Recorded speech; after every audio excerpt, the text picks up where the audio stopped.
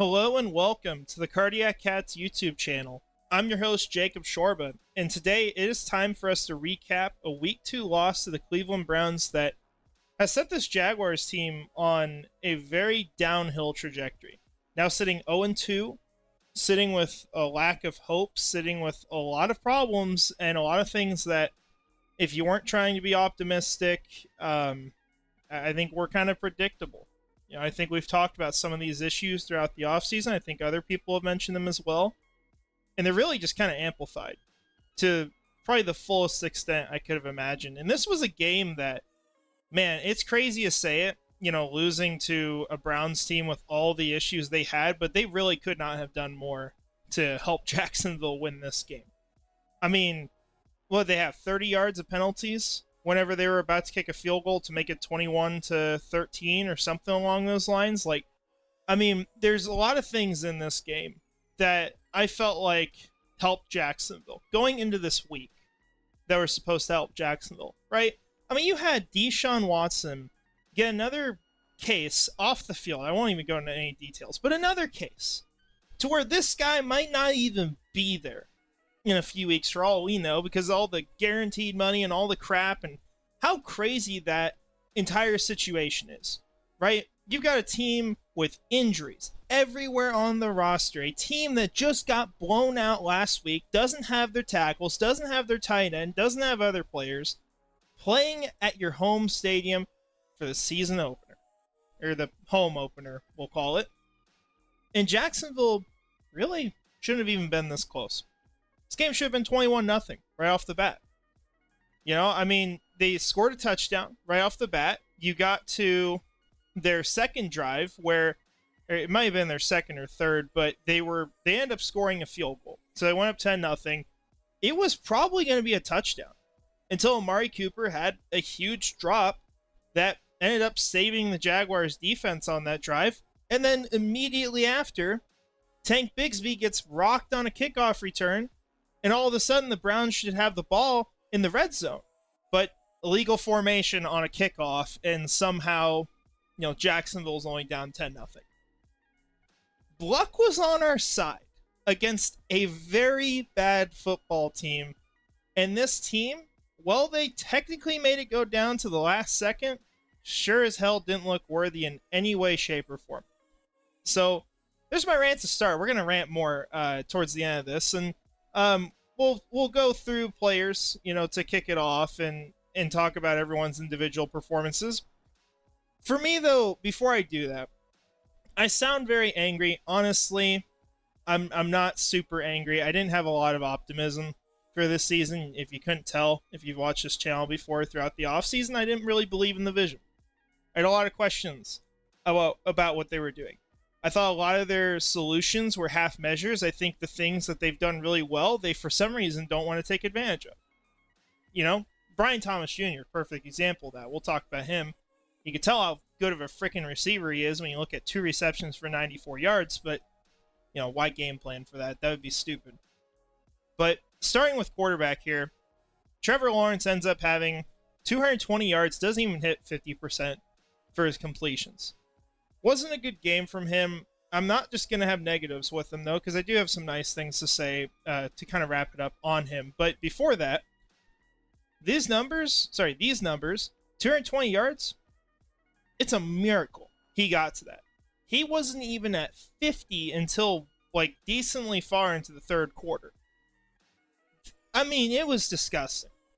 This offense, I don't know what is wrong with it. Actually, I do. I think, at least. But they can't move the ball. They randomly just shut down. They have no passing game. They have no volume. And they wonder why they're in these situations. But Trevor Lawrence was having a really bad game. I think he was 5 of 12 to kick it off. And had, I think, 25 yards. Something like that. And then Brian Thomas Jr. kind of, bailed him out with all the big receptions they had. And could have had another even, if it wasn't for the offensive line, of course, collapsing. But that's what they do best. One note I took away from Lawrence's performance, and we talked about this a little bit last week, and I'm not really even mad at him for this, but they have to design runs for him. I don't understand why we're not doing that. I get if you're like, oh, well, maybe he'll get injured.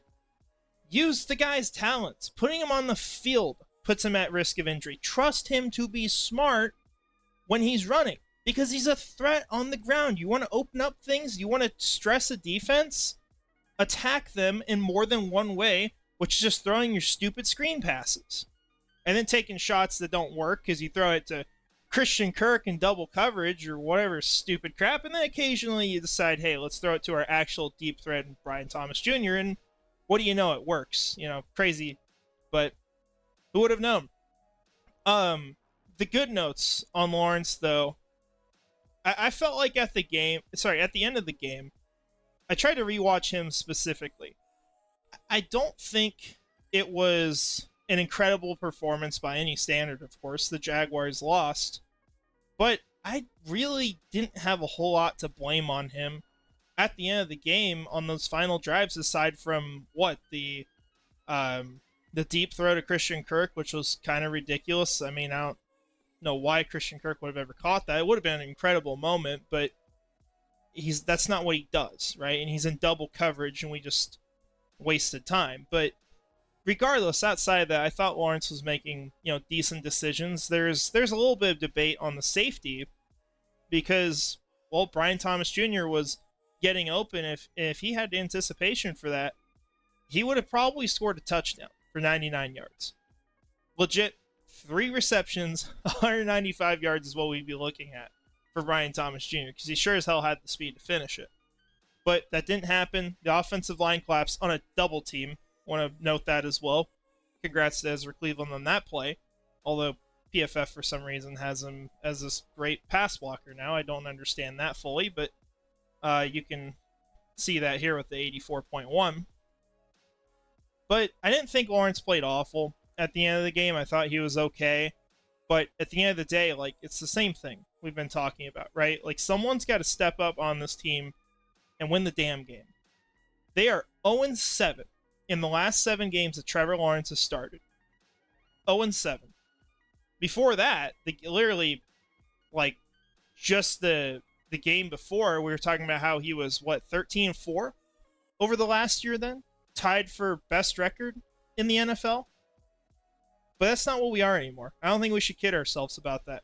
I think to look at this team like it's the 2022 Jaguars, I don't think anyone's really doing that at this point anymore, but it's not what they are. They have this new identity that's honestly pretty sad right now. But Trevor Lawrence has to be that guy who steps up. He's the damn quarterback. He gets paid $55 million a year. There's no excuse. You have to step up in those moments. And where I will say I was feeling a little bit better about it was watching his press conference. I know it's just words, right? Usually that's what people will say when, they're pissed with someone. But Trevor is usually an even keel guy. He's not someone that's gonna be super emotional. But you could tell he was pissed. You could tell he was sick of it. He doesn't want any part in the crap that's going on. He wants to be part of the solution. Bravo for that. But you got to prove it next week, right? Go into Buffalo, put up a hell of a game. Because to me, just to see Trevor Lawrence take a step there would be a massive win for this team. Because I'm not just thinking about, 2024. I'm thinking about his entire career here. And I want to see that step from him. So I hope this is something to maybe flip a switch. We have to see. We can't sit here and make a sweeping statement on it before we really know anything. But I was at least happy to see him talk about that in the press conference, and we'll see if he goes anywhere from there. Now, getting to the running back position, obviously Tank Bigsby wasn't involved. He was not part of the plan early on. I think they wanted to get ETN confident after a rough week 1. And then he ended up getting hurt on the kickoff return. Returned in the second half, ended up taking special team snaps, and that was pretty much it for him. So ETN got almost the entire backfield worth of carries, except for some Dearness Johnson plays, which actually had him grading out pretty well on PFF, I believe, for this game. He had the second highest grade of the offensive players. So good performance from him, but obviously not a big one because he's not super involved. But ETN's play, like, I think he played fine, but you just see the complete lack of a supporting cast for him. You get down to the red zone, it's first and goal at the 1 or 2 yard line. And what happens the first play?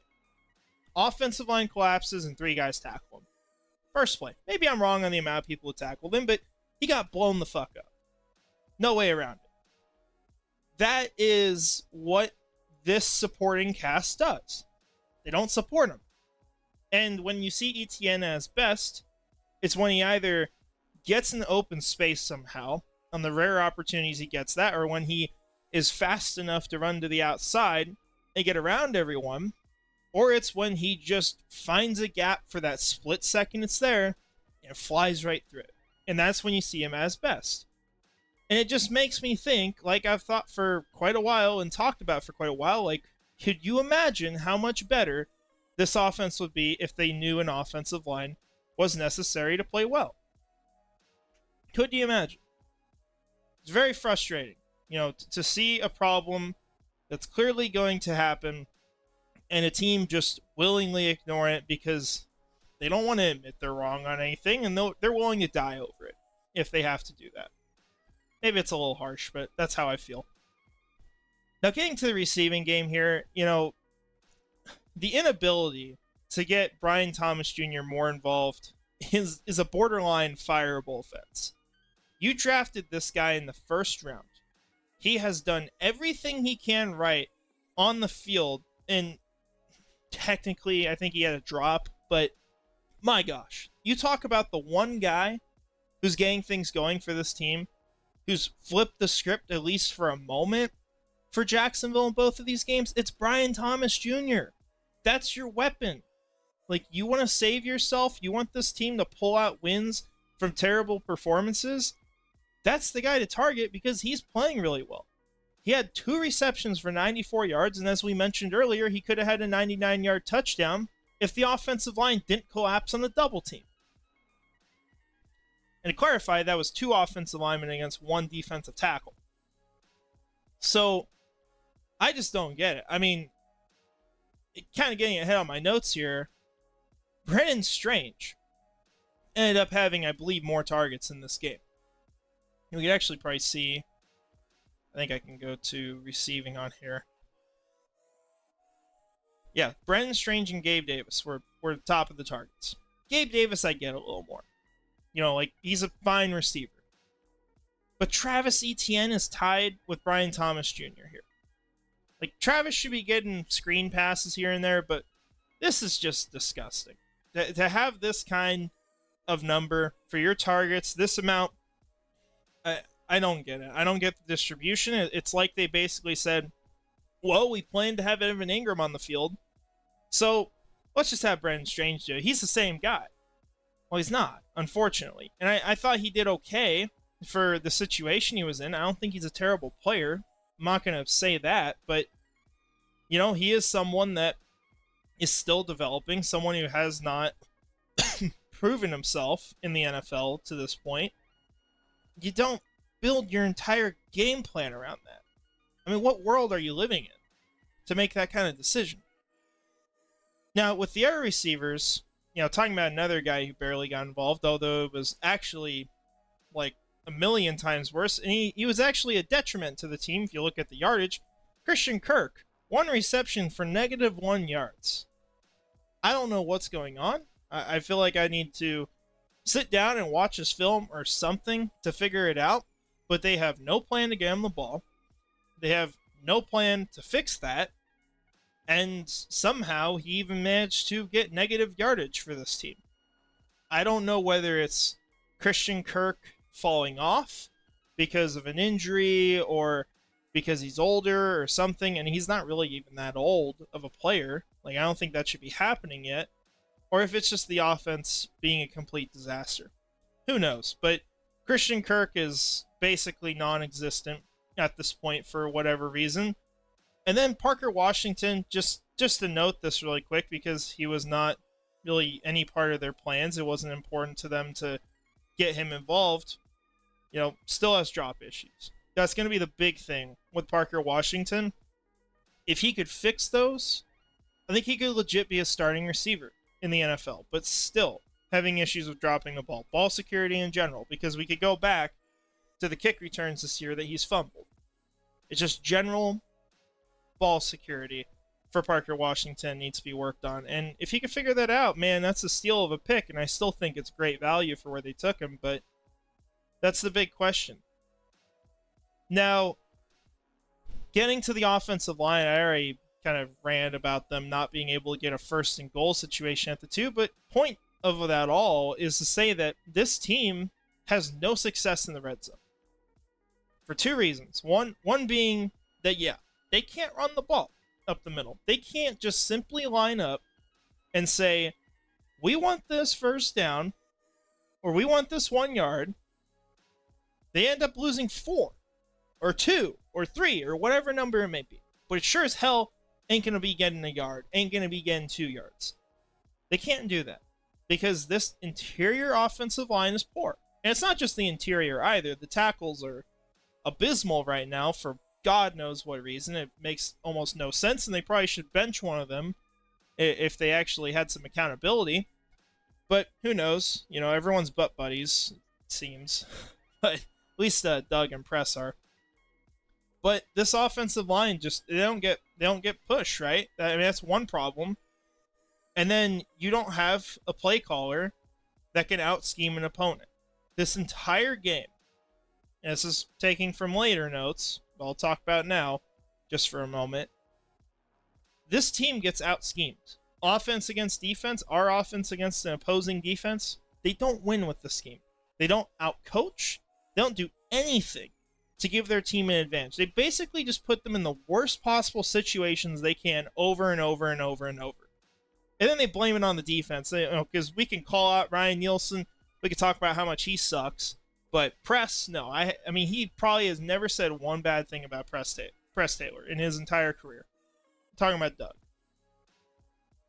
But getting into individual performances here, Cam Robinson seems lost in games. I mean, the amount of bad plays he's going on, it's not good. And I get that in general.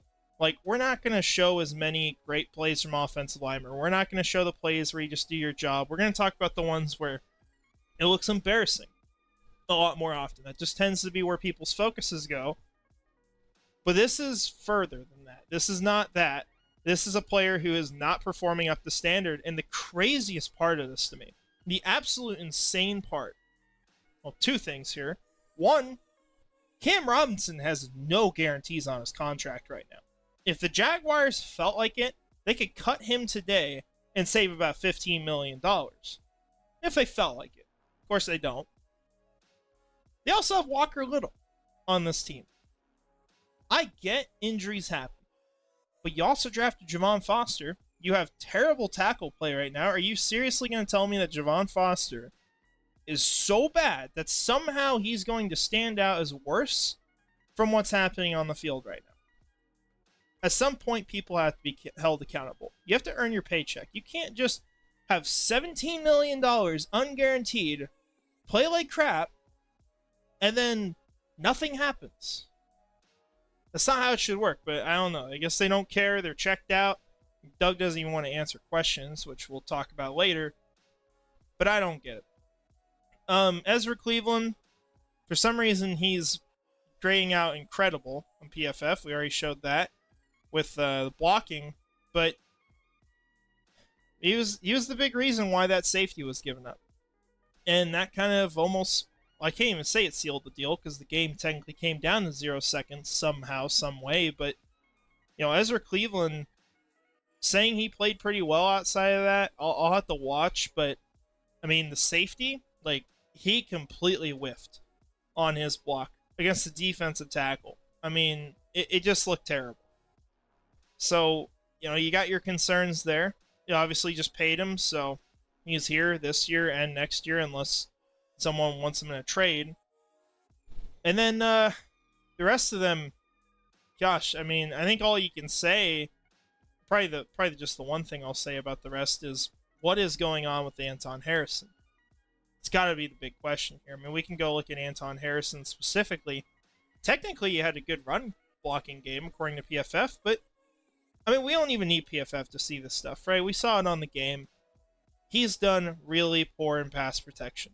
This has been an atrocious year for him in pass protection. I don't think it was necessarily as bad as week one, but he is just struggling immensely right now. He's got a lot of work to do from where he's at, and it's just not a continuation of what we saw last year. And last year told us that we had a franchise left tackle, that we had one of the best picks in the draft, and for God knows what reason, he's just not playing that same level or even close, you know? I mean, these are unacceptable grades.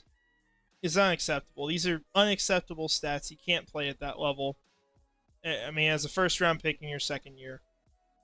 So that's kind of my notes on the offense. Getting to the defense, it's not as bad, of course. I'll probably have some more positive things to say here outside of just Brian Thomas Jr. and, ETN. But,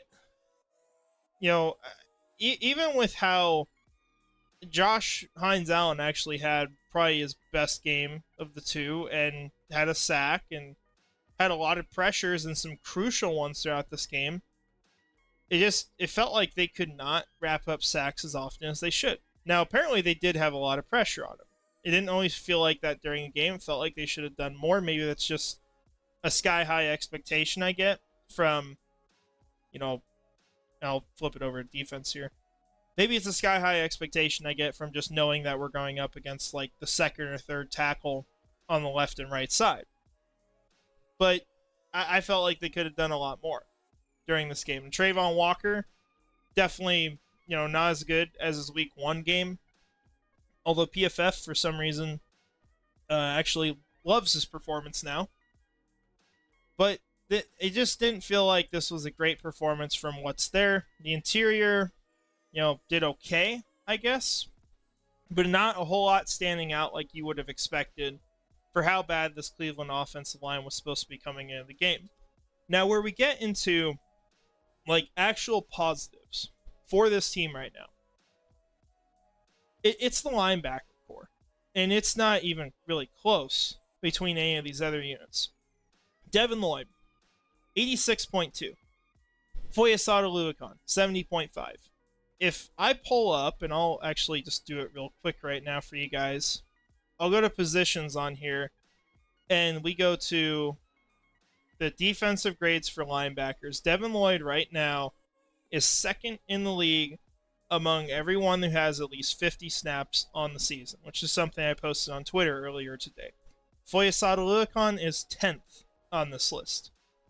This is a phenomenal year for Devin Lloyd. This is one of the highest grades we've had from a player in a very long time. I mean, maybe Josh Allen got close last year. I think he was in the high 80s. I don't think he hit 90. But this is elite play right now from Devin Lloyd in coverage, as a tackler, as a run defender. And, we'll see what he does as a pass rusher, which he's still playing the best he ever has, in all these regards. And so it's phenomenal to see that from him. He was a player that, when he fell on draft night, I wanted him. Before he fell, I wanted him. He was someone I really wanted on Jacksonville's team because I felt like he could complete the linebacker core at the time, and I was thrilled we got him. I was thrilled we traded up, and it's the exact reason why you consider trading up in the draft, right? Which is something, for some reason, the Jaguars have decided they're never going to do again after it worked out brilliantly for the team, and they got a star player like Devin Lloyd. But phenomenal performance from him. Same with Oluokun, who actually ended up having one of the 2 sacks in the game. And Chad Muma, who didn't play a ton, actually graded out well too. I didn't really notice him much in the game, but I have only watched it really once, so that'd probably be part of the reason too. Now, with the cornerback room, Montaric Brown actually had a pretty good performance this week. Wasn't like, the greatest performance of all time, but he played well. This is a guy who gets targeted a lot because people look at him like a backup. They look at him like the guy that you can pick on, and he just doesn't play like that. Montaric Brown is someone that every moment I've watched him play, he's playing with confidence. He's playing the same way that he's always played. He's not someone who gets down. He's someone who just keeps trying. And you see that effort at every level of the field. You see it on tackles. You see it and run defense. He's having a really good time out there, and he's playing really good football. I'm impressed by him. I'm not sure I would go as far to say, like, okay, this is like a future starter for Jacksonville, but I would be keeping him around. I don't know if he's got like 1 year left after this or what, because I know this is his third year. And the way rookie contracts usually work, I think, is if you get cut at some point and you're on the practice squad, you go to 3 years. So might be wrong on that. But Monteric Brown's sorry for the coughing. Monteric Brown's having a good year. I'm impressed with him. He deserves a shout out. He's bringing it in every regard that he can for this team, and it's really impressive. Like this run defense grade, for example, phenomenal. And it was hard to miss him when you're watching this game all the way through. Now, getting back to some of the other players out here, last guys to mention, getting to the safety room. And actually, before that, I'll say Ronald Darby did have a pretty good game as well. Don't want to miss him too much in this. But Antonio Johnson, probably the player in that back half who's having the most brutal start to the season. Unless you count Tyson Campbell not playing as the most brutal start. But Antonio Johnson, man, like, it's just been rough. He had a really good day in run defense week 1, but he struggled to tackle. He hasn't really been able to make the impact that he wants to, other than really some negative plays. I saw one play where he missed a sack, and I don't know if it was out of frustration or what it was, but he comes in and blindsides Watson from the back at the end of the play and extends the drive for the Browns. Plays like that you just cannot have from one of your players. That does not keep you on the field.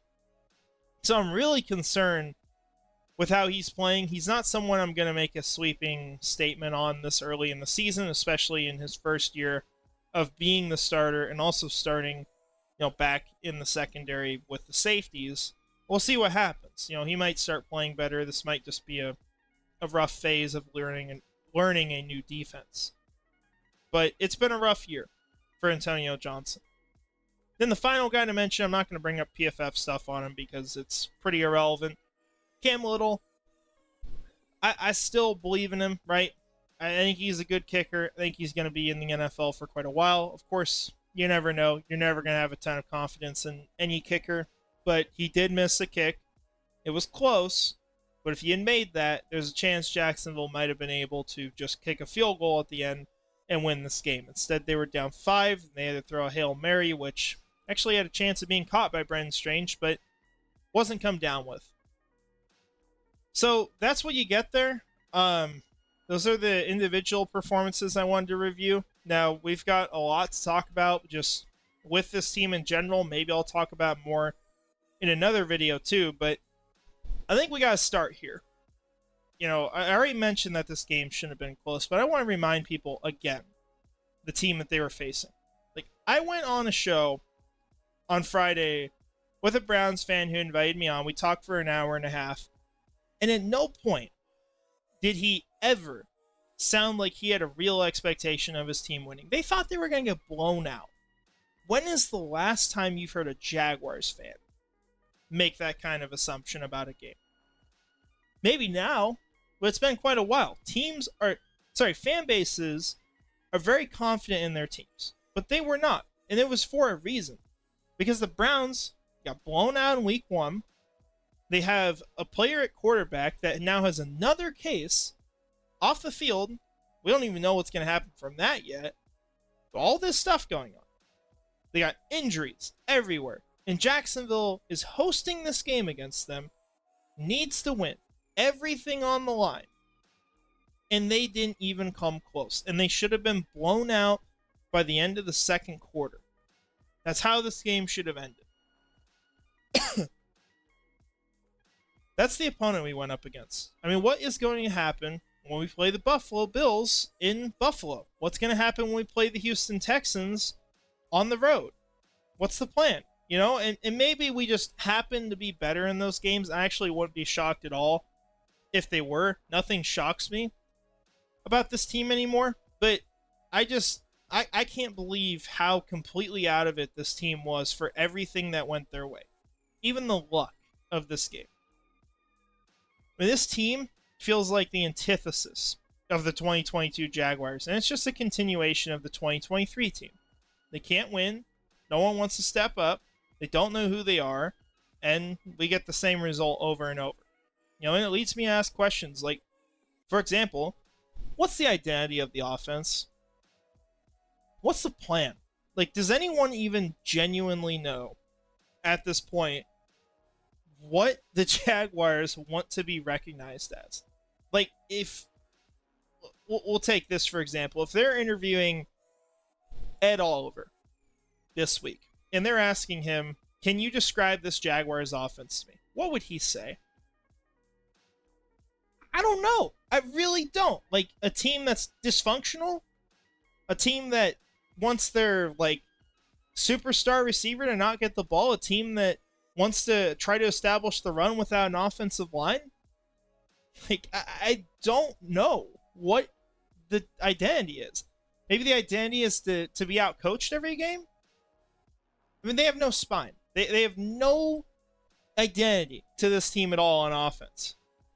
I can at least understand the defense because they actually told us what it was supposed to be, but this offense, we don't know. What are they good at?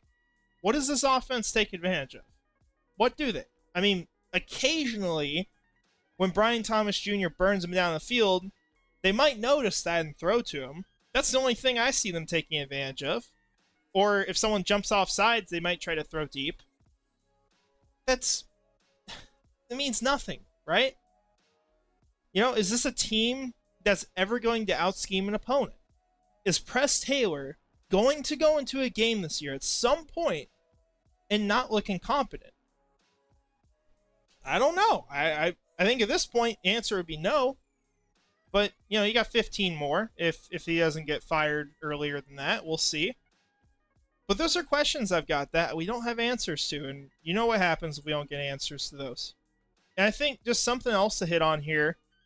I try to watch the post-game interviews from players, from coaches, because I think when you watch those, you can get a little bit of a snippet into what's really going on. If you can read between the lines, you're not always going to be right, but you can get a pretty good idea, especially when you hear the same things. A couple takeaways I had. So, first one was Etienne's interview, because he was talking in response to Doug Peterson saying that this team has a lot of talent, which he's not wrong about. There is a lot of talent here. It's just a question of how do we utilize it? How's the talent itself utilize itself? But when they asked Etienne that, he basically said that like it's not necessarily just about the talent. It's about people working hard. Like, we need hard workers, not talented players. Why do you think that's being said? Is it fair to ask that question? I think it is. Is there an issue on this team? Probably on the offense, if, we're assuming Etienne's not randomly throwing out the defense that he also complimented during that same interview. Who on that offense isn't working hard? Is that a thing that's going on in the building? Would I be shocked? Absolutely not. You also got Trevor Lawrence, who's kind of confirming the same thing that I've mentioned before that Josh Allen had said last season, where this team was full of guys who wanted someone else to step up and make the big play, someone else to step up and fix the problem for them, and no one wanted to do it. And that was part of what Lawrence mentioned in his interview, which I was glad he mentioned it, and now he needs to be that guy who steps up. But that's something we knew, but I wanted to hit on that again, just to kind of confirm it. And then Peterson, had an interesting segment where he kind of went off on a tangent for a moment about saying that players should be excited and energized to play in the NFL. You don't say that unless it's a problem, right? So why is your team not energized? Why are they not excited? How do you expect to win with no energy? What is the plan to fix these things? And so far we haven't heard one. We've just heard, we'll take a look at it. I'll look into it. That's all we've heard. There's a lot of problems here. And maybe I'm not right on all those being actual problems. Maybe it's just reading too much into something, but I think at least some of them are true. Now, in regards to the defense, it's not perfect, right? I mean, that's fair to say, but they're still playing good enough to win games. There's no excuse for losing these games. I think Trevor even said it, that, like, if your opponent is held to 20, you need to win the damn game. No excuses. This offense is capable of that on paper, just not on a football field. But I think the defense, like what they've done so far, it's been fun. Like, they're keeping these games from getting out of hand. Now, of course, week one was a little different. They gave up some points. Miami also had momentum because of what the Jaguars offense did, to be fair. So it kind of goes on both sides. But I can't really blame a whole lot on them.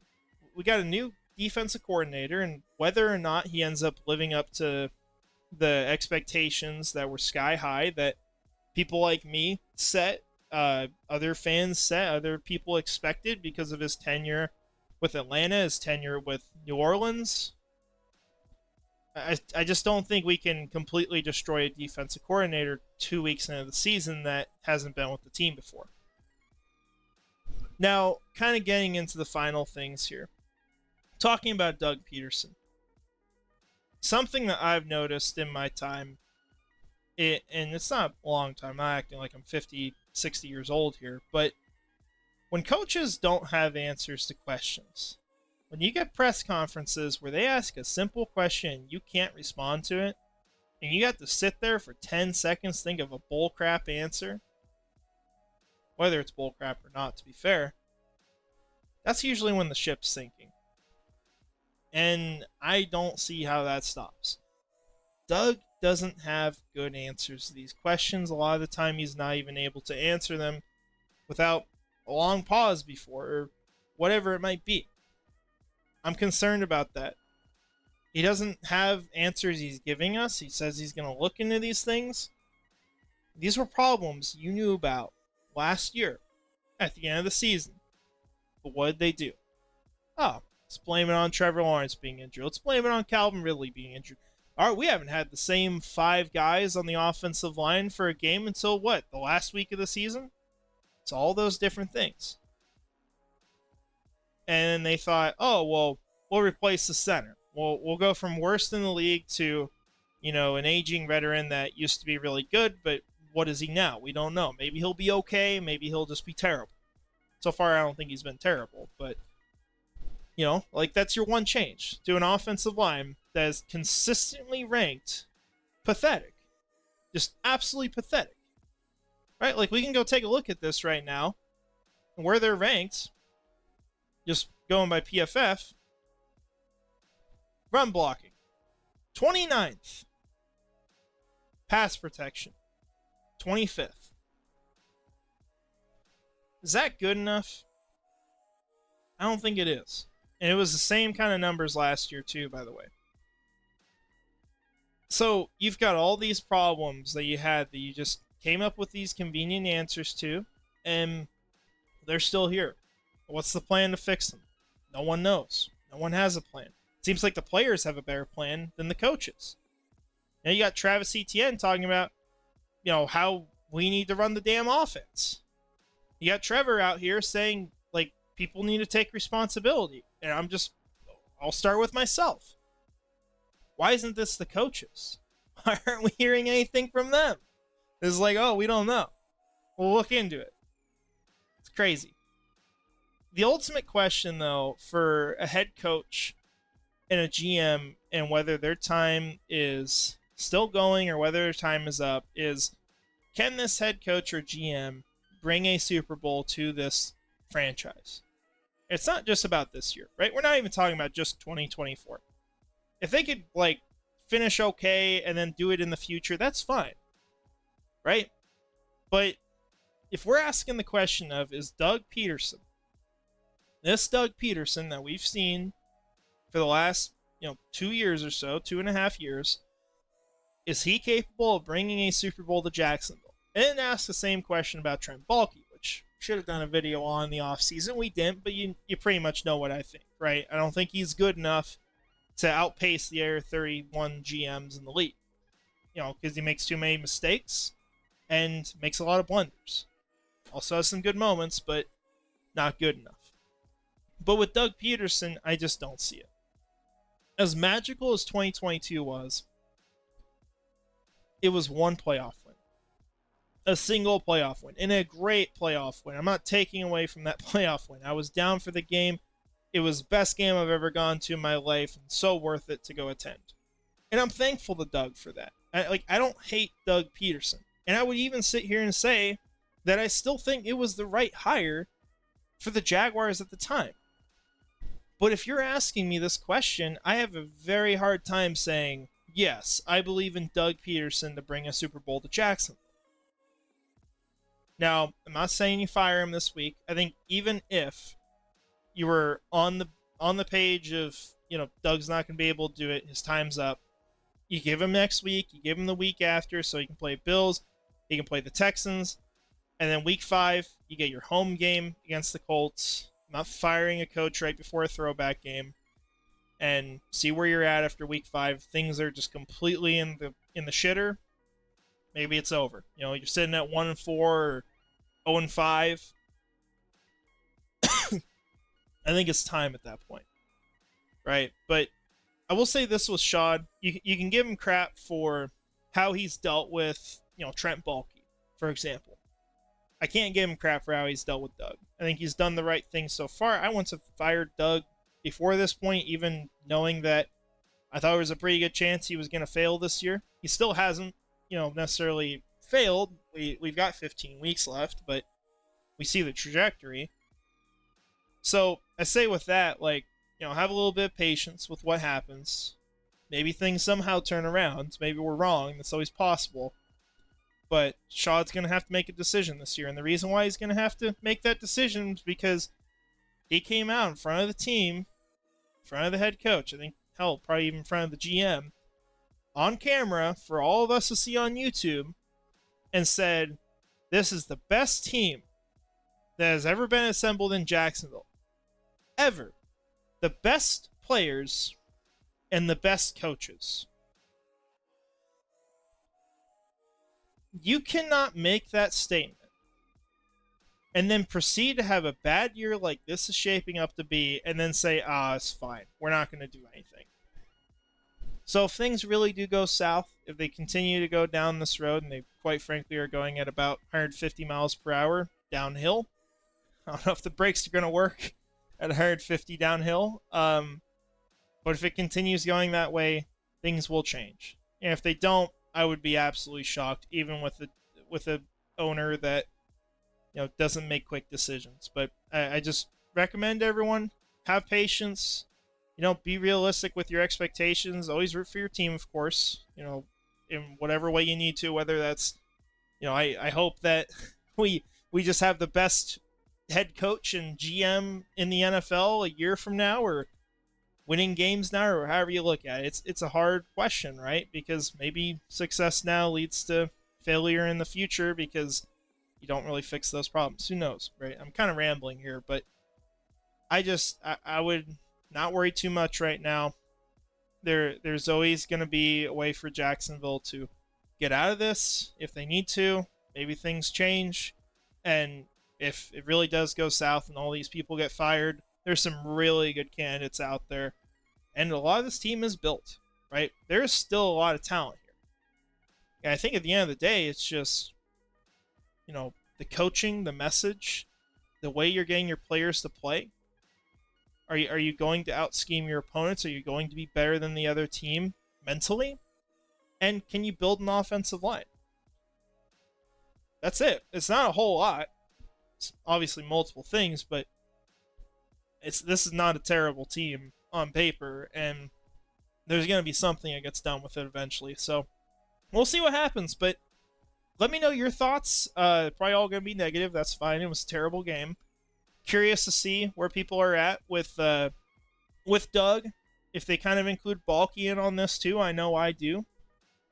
And whether you're at the point of, these guys should be gone now, or if, hey, let's keep the verdict from being out in week 2. That's fair to say as well. But I appreciate y'all watching. It's a fun week. Joking, of course, it was not, but we'll see what happens from here. We got a Monday Night Football game. I'll probably record Tuesday in that case. It'll probably be a later episode, but we'll talk about the game then, and hopefully we'll have a film study out this week. I'm thinking Devin Lloyd for it, just given how good of a start to the season he's having, and I think he deserves some more love. So that's all I've got. Appreciate y'all being here. Hope you have a great rest of your day. And finally, go Jags.